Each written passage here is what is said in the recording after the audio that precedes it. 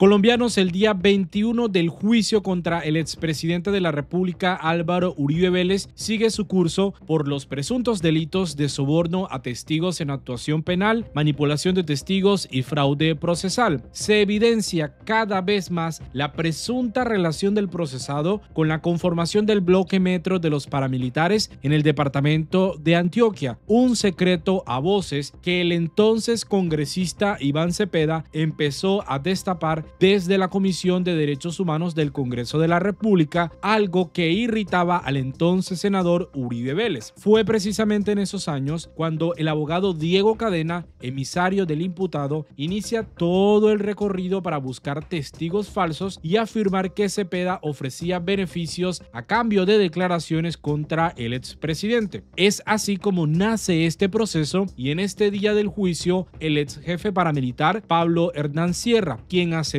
que los hermanos Uribe colaboraron en la creación del bloque metro de las AUC. De esto es lo que vamos a hablar en este video. Bienvenidos. Hay que recordar, antes de entrar en los detalles de las declaraciones de Pablo Hernán Sierra, y es que cuando la fiscalía, en ese momento liderada por Francisco Barbosa, intentó precluir el caso del expresidente, no citaron a este testigo a declarar. Él, al igual que Juan Guillermo Monsalve, el otro testigo estrella de este proceso, sostiene que Uribe, desde la gobernación de Antioquia, financió militarmente a estos escuadrones de la muerte responsables de masacres y otros crímenes en el departamento de Antioquia. Pues bien, Pablo Hernán Sierra, conocido también como Pablo Guerrero o alias Pipintá, fue el máximo líder del bloque cacique Pipintá. En esta audiencia afirmó que los hermanos Villega, los hermanos Gallón y los hermanos Uribe, Santiago y Álvaro Uribe son quienes fundaron la llegada de las autodefensas al nordeste antioqueño.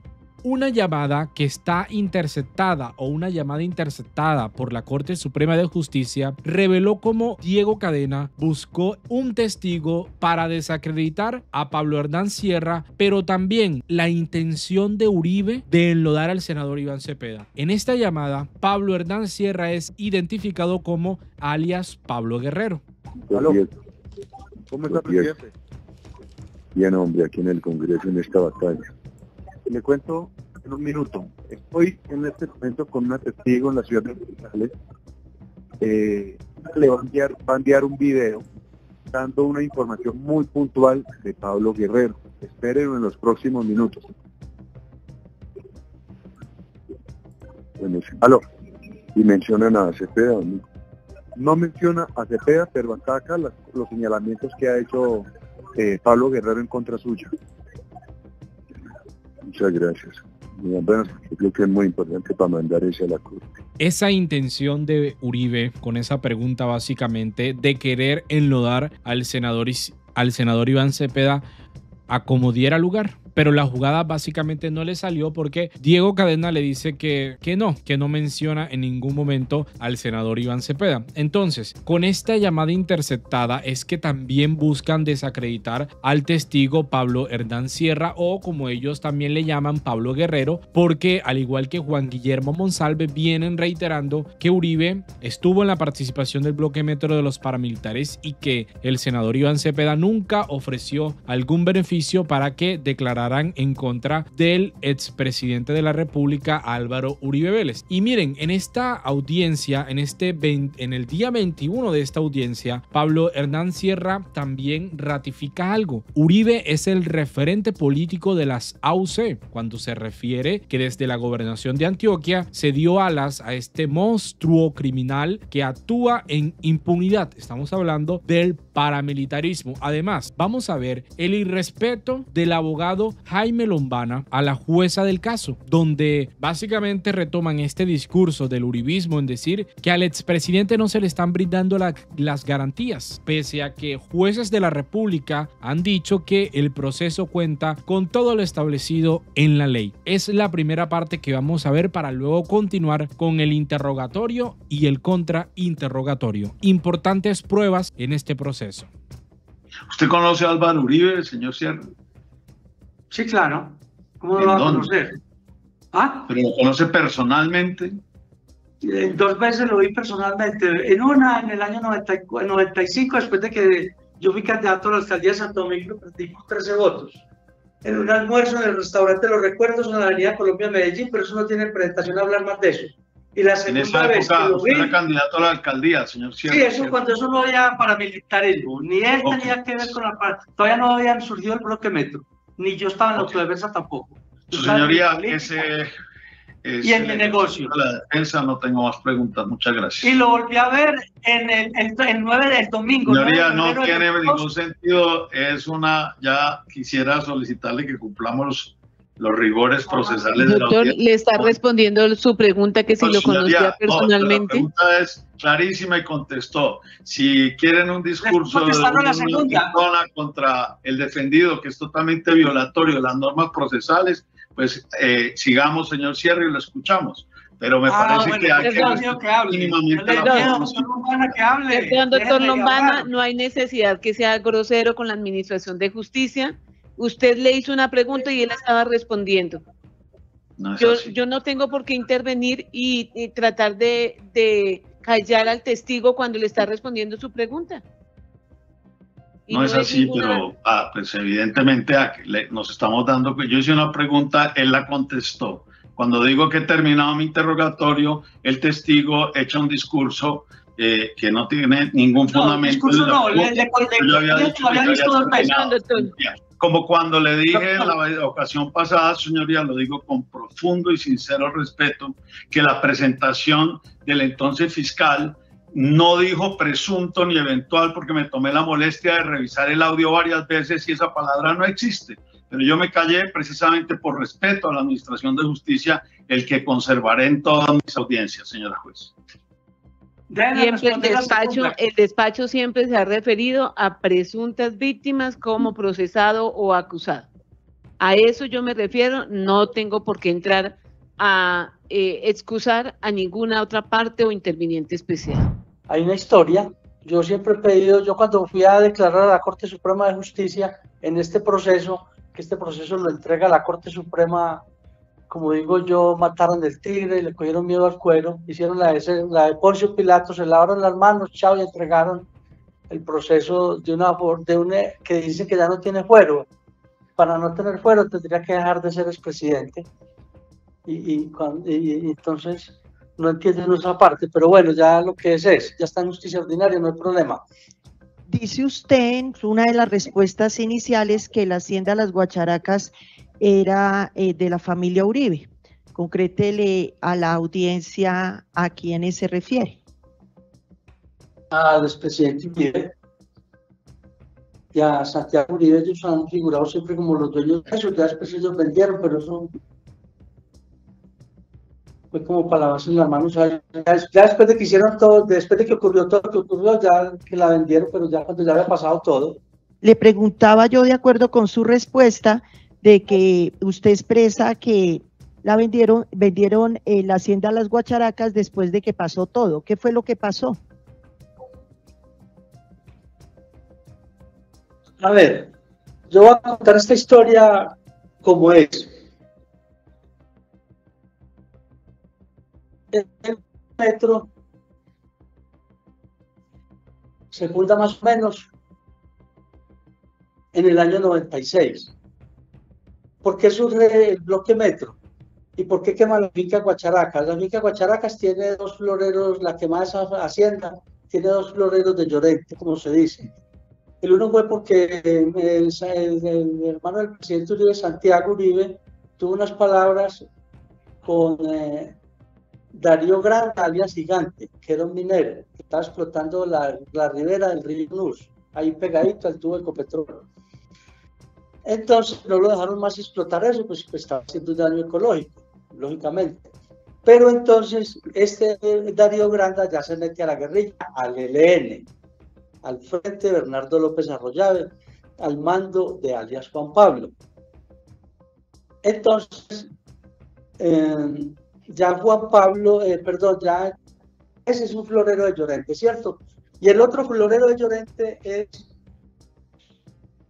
que en el año 1995, en diciembre, secuestran a Byron, el comandante del frente Carlos Salirio Buitrago, el que mandaba por la autopista Medellín-Bogotá. A Byron lo secuestran y lo llevan a una finca que queda entre la Unión y la Ceja. Después de ahí lo trasladan a los campamentos de Carlos Castaño. Y resulta de que hubo un intercambio de un señor Márquez, apellido Márquez, no tengo el nombre, yo lo tengo ahí, apellido Márquez, y una señora Marta Valero, que era accionista de Laboratorios Becol. Y resulta de que en el helicóptero de la Gobernación de Antioquia se dio el intercambio. El helicóptero de la Gobernación de Antioquia recogió a Byron en el campamento de Carlos Castaño, quien fue el que lo tuvo allá y lo entrevistó, pues, y hizo, como se dice, el juicio, y es el que organiza el intercambio. Y ese helicóptero de la Gobernación lleva a Byron al corregimiento Santa Ana del municipio de Granada, territorio apache del ELN, y ya liberan los dos secuestrados, el señor Márquez y la señora Marta Valero. Entonces, esto fue en diciembre del 1995, y el 31 de mayo de 1996, creo que es la fecha en que queman la hacienda de Guacharaca, se roban los caballos allá y matan al trabajador Tobías. En los 2 meses de que se quema la hacienda de Guacharacas, se da la primera masacre en el nordeste antioqueño, donde murieron Nicolás Mesa, Omar Alzate y Eliezer Osorio, minutos a pocos metros del corregimiento Providencia, cerca donde yo hice la válvula. Esa masacre fue a la ribera de la autopista, que era al frente de los predios de la hacienda Guacharacas. De ahí donde hubo esa masacre, a donde está la entrada principal para entrar a la hacienda, pues que es para adentro, eso no es tan cerca de la autopista tampoco, porque hay que pasar la carrilera y la estación Guacharancas, que hay una estación del tren allá que se llama Estación Guacharacas. Queda por ahí 5 minutos. Bueno, ahí fue esa masacre. Y a los 2 meses, el 13 de julio de 1996, se dio la segunda masacre, que fue donde mataron a Miguel Amariles, un señor de San Roque que era negociante de caballos y comerciante. Mataron a don Fernando Peláez, que era un ferretero de San Roque, era uno de los comerciantes más prósperos de San Roque. Mataron a un menor de edad, y Álvaro Carmona. ¿Quién fue Álvaro Carmona? Álvaro Carmona era un negociante de caballos de las ferias, recorría todas las ferias de los pueblos, por decir Santo Domingo, que la feria es los primeros martes de cada mes, es la segunda feria de Antioquia después de la de Medellín.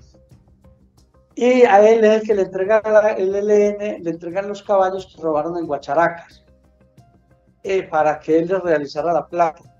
Álvaro Carmona fue amigo de Miguel Amariles, lo conocí, este señor Fernando Peláez lo conocí. Al único que no conocí fue a quién, al menor de edad.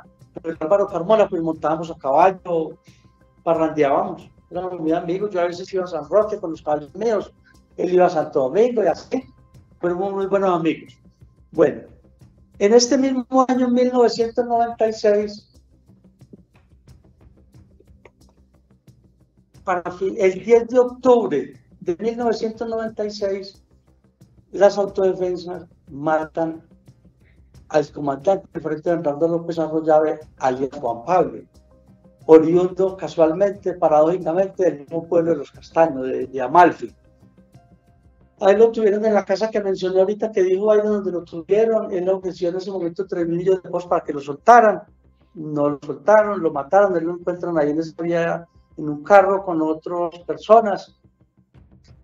Y en ese mismo año, en 1996, en Santo Domingo, en mi pueblo, mataron a Oscar Rojas alias Congolo, quien fue compañero mío en el colegio y vivía frente a donde yo vivía. Mataron a Paterrana, el electricista del pueblo, que le ayudaba a la guerrilla y tenía una moto Suzuki amarilla. Mataron a a Papaya, quien manejaba un trooper rojo que era el Chivero y era el que movía la guerrilla y tuvo que ver en el movimiento del secuestro de un señor José María Velázquez, que era dueño de transportes, buses de Robledo de Medellín. Mataron a dos hijos, a un chico que se llamaba Oscar Puertas y los dos hijos, Mario y Berto. Berto trabajaba conmigo, él manejaba el carro el camión pues, de la agropecuaria, que era el que movía los cuidos de los animales, bueno, todo el cemento para el municipio, yo el cemento y a del municipio. Mataron al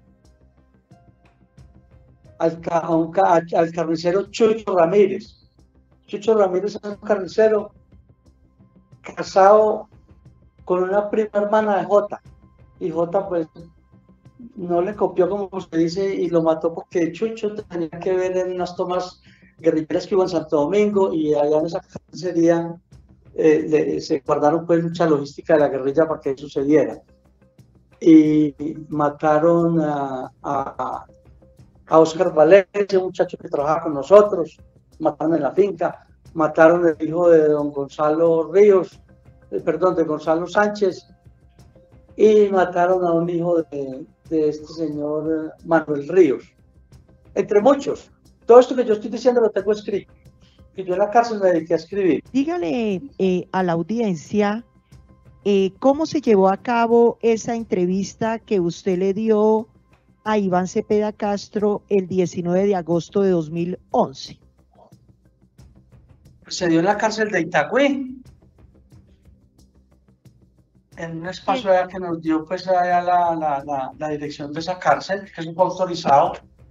Yo recurrí al senador Cepeda en su condición de que él en ese entonces era representante a la Cámara y pertenecía a la Comisión de Derechos Humanos de la Cámara. En esa condición fue que yo recurrí a él, porque pues, yo estaba hablando del hombre más importante de este país, los últimos 50 años de historia, y entonces tuve que recurrir a la izquierda para que me prestaran atención y para buscar medidas de protección, como lo hizo ante la Human Rights Watch, que me ha protegido, y unos congresistas del Parlamento Europeo.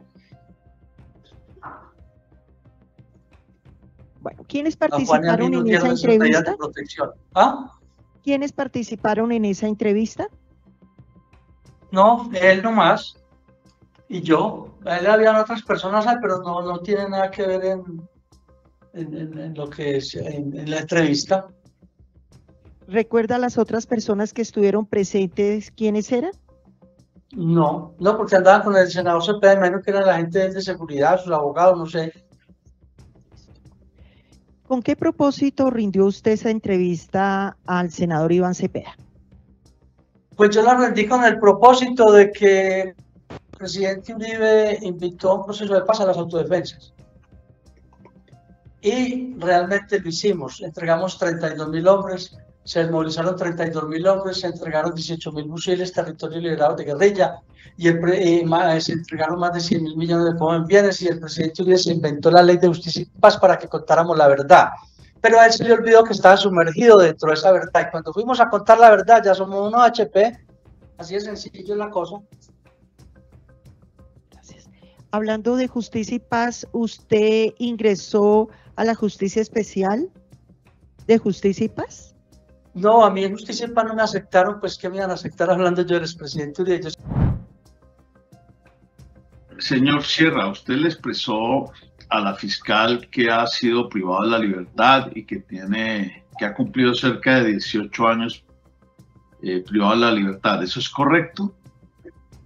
Sí. ¿Sí o no? ¿Usted podría precisarnos el año en que por primera vez usted estuvo capturado? Yo estuve capturado en el año 97, yo estuve 15 meses en la cárcel de Bellavista.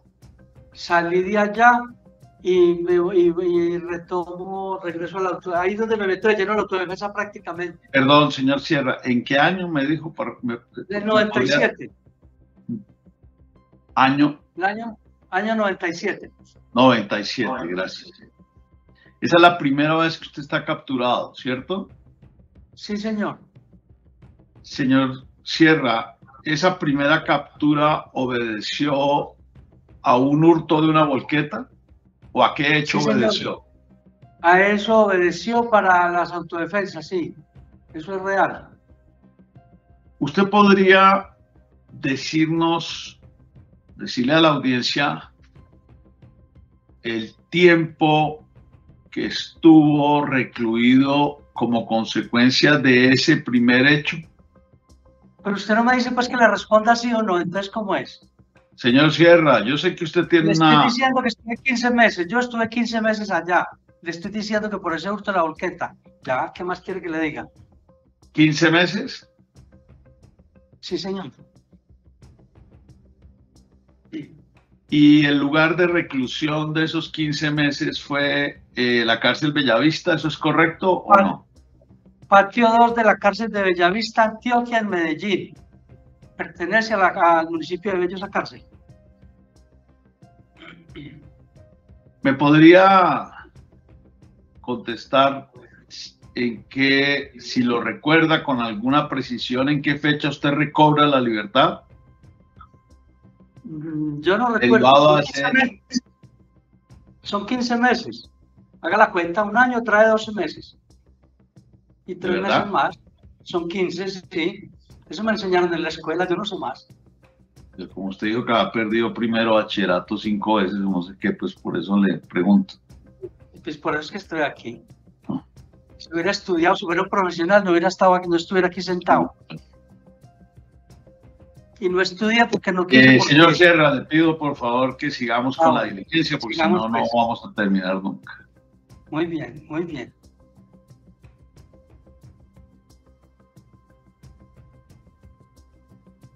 ¿Qué pasa con su vida recobrada la libertad? ¿Cuándo vuelve usted a prisión? Después de haber recobrado la libertad de ese primer hecho del hurto de la volqueta. El 98, pues pasan a 7, son 9 años, más o menos 9 años. 9 años. En el interrogatorio de la señora fiscal, hay algo que de ese interrogatorio a mí no me quedó claro. Porque la fiscal le preguntó que si lo expulsaron de Justicia y Paz. Por favor, aclare, ¿usted alcanzó a ingresar a Justicia y Paz o no? ¿O sí lo expulsaron? Pues la verdad es que yo ni sé, porque yo declaré como 2 veces versión, me llamaron a versión, cuando estaba en la cárcel de Itagüí. Y ya después el mismo, hay un comisionado de paz, yo no me acuerdo cuál fue, que me expulsó, que no, que yo no tenía derecho a Justicia y Paz. Pero ya lo habían, ya le habían permitido, Justicia y Paz. Pero ya le habían permitido el ingreso a ese proceso de Justicia y Paz. No ingreso oficial como tal, pero sí fui a ver, sí versioné. Ahí hay unas versiones, pero cuando hablé de Uribe me rechazaron. Y resulta que la verdad sin él no ¿De es dónde, verdad. de qué elemento o con qué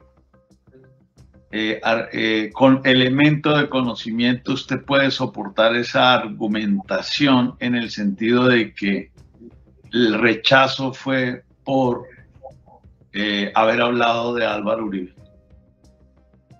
Un elemento de conocimiento, señor Sierra. ¿Qué nos puede decir? Yo tengo un documento donde a mí me expulsan, sino que no lo traje.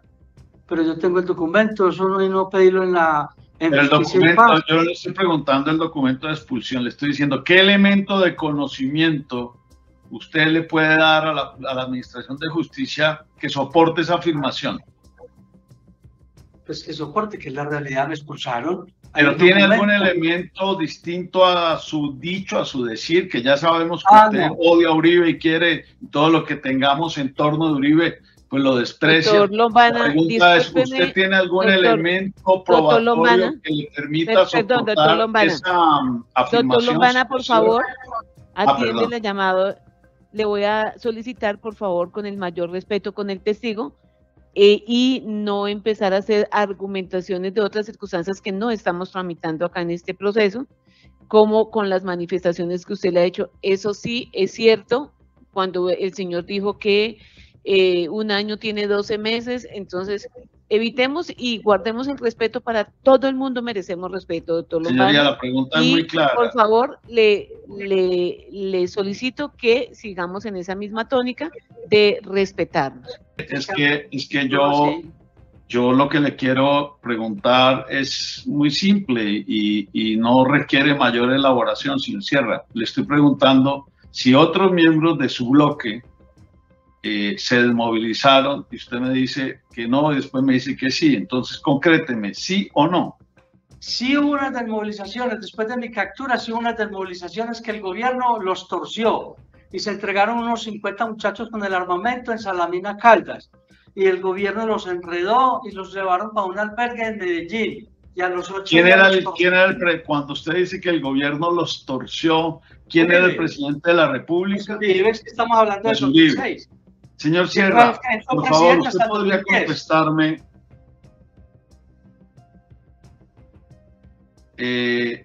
Si después de esa fecha de 2006,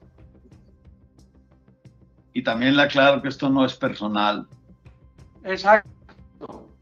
Si después de 2006 usted siguió delinquiendo, señor Sierra. Pues claro, hasta el 2007, claro. El día de captura. Eso es una lógica, ¿cómo no? Me expandí. Yo me expandí al suroeste y monté un grupo en el suroeste, en el pueblo de Uribe, Sierra, en Salgar. La pregunta es clara. Suficiente, ¿qué quiere que hable? Bueno. Sí siguió delinquiendo después del 2006, ¿cierto? Sí, señor. Debido a esos hechos y a esos actos de delincuencia cometidos por usted, ¿fue que lo capturaron en el 2007? ¿Eso es correcto, sí o no? Eso es una lógica. Si no hubiera sido paramilitar, no me hubiera capturado. Eso es lógico. Señor Sierra, a mí me entregó es decir, que a usted lo capturaron en el gobierno de Álvaro Uribe Vélez. Sí, señor, el comisionado de paz, Ernesto Báez, que manejó las negociaciones de paz, me negoció con el comisionado de paz. ¿Quién lo capturó a usted? ¿Cómo se dio su captura? ¿Qué entidad? El que me entregó fue a la policía. La policía.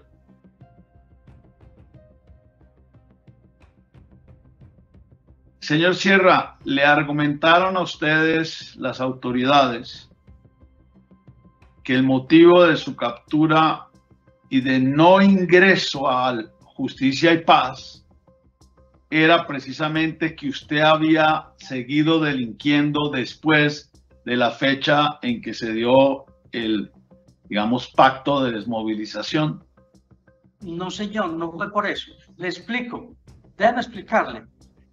Yo me desmovilizaba el 26 de mayo, 2 días antes de la reelección de Uribe, que era domingo. Yo me desmovilizaba viernes. Pero resulta de que 8 días antes ya teníamos toda la logística con el gobierno. Ya estaban concentrados 250 muchachos en la Merced Caldas. Me dieron la resolución presidencial para concentrarnos en la vereda del Tambor.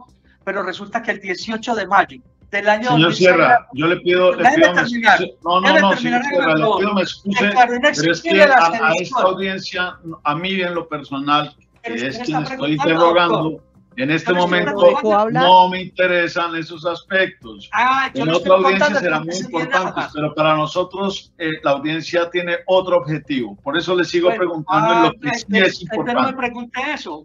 Señor Sierra, usted podría... La libertad condicional, querido doctor. Señor Sierra, ¿usted le atribuye el haber tenido que ir a la justicia ordinaria al gobierno de Álvaro Uribe? Entonces, ¿sí o no? Pues sí, pero fue mejor. Aquí está mejor, es más cómodo. Sí, pero fue mejor. ¿En qué fue mejor, señor Sierra? Para usted en lo personal, ¿en qué fue mejor? Entonces, reformulo la pregunta, señor Sierra. ¿Cuál era su interés en ingresar a Justicia y Paz? Pagaban menos años porque de alguna manera menos años, ¿verdad? Es decir, que a usted cuando lo expulsan, ahí hay una línea gris que no hemos podido entender, o no lo dejan ingresar a a Justicia y Paz. No me dejaron ingresar, doctor, a mí no me expulsaron, a mí no me dejaron ingresar. Bueno, pero duré haciéndole varias preguntas para eso y usted no me contestó y ahora le agradezco profundamente. Yo le dije que me habían llamado 2 veces. Vea que nos vamos entendiendo, señor Sierra. Bueno, entonces no lo dejaron ingresar, ¿verdad? Sí. Bueno, muchas gracias. Cuando tú que Uribe, chao, usted sobra aquí. Aquí somos uribistas, aquí no hay cabida para usted. Señor Sierra, entonces, ya para ir cerrando ese punto, el haber afrontado, el que le haya tocado a usted afrontar la justicia ordinaria para esos años, pues fue muy molesto y muy doloroso para usted, ¿cierto, señor Sierra? No, fue lo mejor porque usted en la justicia ordinaria acepta los cargos, acepta los procesos, no necesita hablar de nadie. Y entonces fue mejor. En cambio, en la JEP y en Justicia y Paz, las autodefensas y las guerrillas, después de que se desmovilizaron, dejamos de perseguir y matar los sapos, a ser sapos nosotros mismos. Es la JEP y la Justicia y Paz que nos obliga a sapear. Los sapos mayores son Mancuso y Timochenko, son los sapos mayores. Esto hay que hablarlo, es claro, así es la cosa. En la JEP hay que contarle a la justicia y en Justicia y Paz contarle a la justicia lo que la justicia no sabe, que es lo que yo estoy haciendo aquí, colaborando con la verdad. Señor Sierra, usted nos dijo en esta audiencia, una pregunta a la señora fiscal. Resulta que el 18 de mayo del año señor 2006, Sierra, yo le pido me excuse. No, señor Sierra, le pido me excuse, pero es que a esta audiencia, a mí en lo personal, que es quien estoy interrogando, en este momento no me interesan esos aspectos. En otra audiencia serán muy importantes, pero para nosotros la audiencia tiene otro objetivo. Por eso le sigo preguntando en lo que sí es importante. No me pregunte eso. Señor Sierra, usted podría contestarnos, es decir, como a usted no lo aceptaron en Justicia y Paz por seguir delinquiendo, después de que se había hecho un acuerdo de desmovilización. Fue porque hablé de Uribe. Cuando me capturaron me obligaron a que entregara a la gente en los calabozos de la siguiente Manizales y yo no quise desmovilizar a nadie y por eso me mandan para acá, para esta cárcel. Les llegué en un blajó a esta cárcel y por eso nunca me aceptaron, porque siempre... Señor Sierra, usted se encuentra molesto. Las autodefensas no quedamos sin piso jurídico ni político para desmovilizarnos, doctor Lombana, si quería saberlo. Señor Sierra. No hay condiciones ni jurídicas ni políticas para que ningún grupo armado entregue un fusil, llámese guerrilla, autodefensa, como se llame. A hoy no hay condiciones ni jurídicas ni políticas. Por eso a mí me capturan, porque yo no me iba a desmovilizar. Yo que seguía alzado en armas. Y el comisionado de paz negoció la entrega mía con Ernesto Báez. Señor Sierra. Señor Sierra, usted dice que ha aceptado más de 200 sentencias condenatorias. Sí, señor. ¿Y cuál es el problema? La pregunta es, ¿podría usted relacionarnos de manera aproximada de esas 200 sentencias condenatorias, cuáles versan o en qué porcentaje versan, o si hay hechos que versen de acciones cometidas después del 2006? Doctor, todos los delitos que yo cometí son aceptados. No a todos los maté yo, pero por línea de mando. Y hay unos hechos donde yo participé que ya los acepté también. Señor Sierra, usted antes del proceso de Justicia y Paz también había matado bastante. ¿Antes de qué? De pues claro, ese año 2006. Eso es lo que hicimos en la autodefensa, matar guerrillas, y si no, pues ¿para qué nos armamos? Pues para defendernos de la guerrilla. Señor Sierra, y después de 2006, los hechos se repiten. Es decir, estamos hablando que después de 2006, también usted dice en sus, estoy utilizando sus palabras, mató gente. Pues claro. Hasta el 2007 claro, que me capturan. Yo respondo por mis hechos y es lo que estoy haciendo en la cárcel. Señor Sierra, entonces, derivado de esa no aceptación en la Justicia y Paz, a usted le toca afrontar la justicia ordinaria. ¿Eso es correcto, sí o no? Pues tan correcto que ya prácticamente ya casi que pagué esto y no le debo nada a nadie, gracias a Dios. No tengo que ir a Justicia y Paz ni a la JEP ni a ninguna parte. que yo pagué esto prácticamente por la justicia ordinaria. Llevo 18 años físicos, más lo que he descontado, más otros meses que llevo. Entonces casi que estoy ya en la libertad.